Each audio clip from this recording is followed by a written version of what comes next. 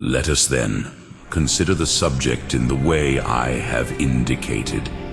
If all disbelief does not arise from levity and inconsideration, but if it springs up in some minds on strong grounds and accompanied by the certainty which belongs to truth, well and good, for it then maintains the appearance of being just, when the thing itself to which their disbelief relates appears to them unworthy of belief. But to disbelieve things which are not deserving of disbelief is the act of men who do not employ a sound judgment about the truth. It behooves therefore those who disbelieve or doubt concerning the resurrection to form their opinion on the subject, not from any view they have hastily adopted, and from what is acceptable to profligate men, but either to assign the origin of men to no cause, a notion which is very easily refuted, or ascribing the cause of all things to God, to keep steadily in view the principle involved in this article of belief, and from this to demonstrate that the resurrection is utterly unworthy of credit. This they will succeed in, if they are able to show that it is either impossible for God, or contrary to his will, to unite and gather together again bodies that are dead, or even entirely dissolved into their elements, so as to constitute the same persons. If they cannot do this, let them cease from this godless disbelief, and from this blasphemy against sacred things, for that they do not speak the truth when they say that it is impossible,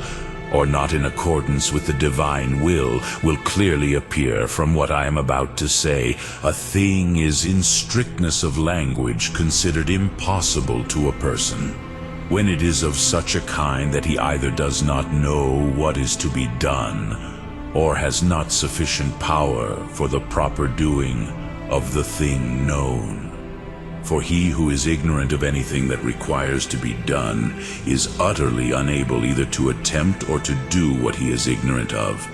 And he too, who knows ever so well what has to be done, and by what means, and how, but either has no power at all to do the thing known, or not power sufficient, will not even make the attempt, if lie be wise and consider his powers. And if he did attempt it without due consideration, he would not accomplish his purpose. But it is not possible for God to be ignorant either of the nature of the bodies that are to be raised, as regards both the members entire and the particles of which they consist, or whither each of the dissolved particles passes, and what part of the elements has received that which is dissolved, and has passed into that with which it has affinity.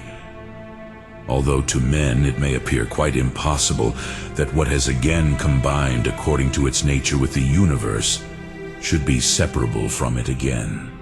For he from whom, antecedently to the peculiar formation of each, was not concealed either the nature of the elements of which the bodies of men were to consist,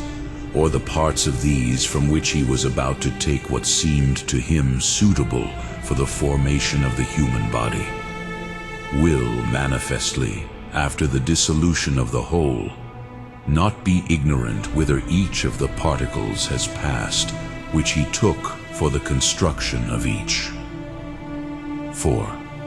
Viewed relatively to the order of things now obtaining among us, and the judgment we form concerning other matters, it is a greater thing to know beforehand that which has not yet come to pass. But viewed relatively to the majesty and wisdom of God, both are according to nature, and it is equally easy to know beforehand things that have not yet come into existence, and to know things which have been dissolved.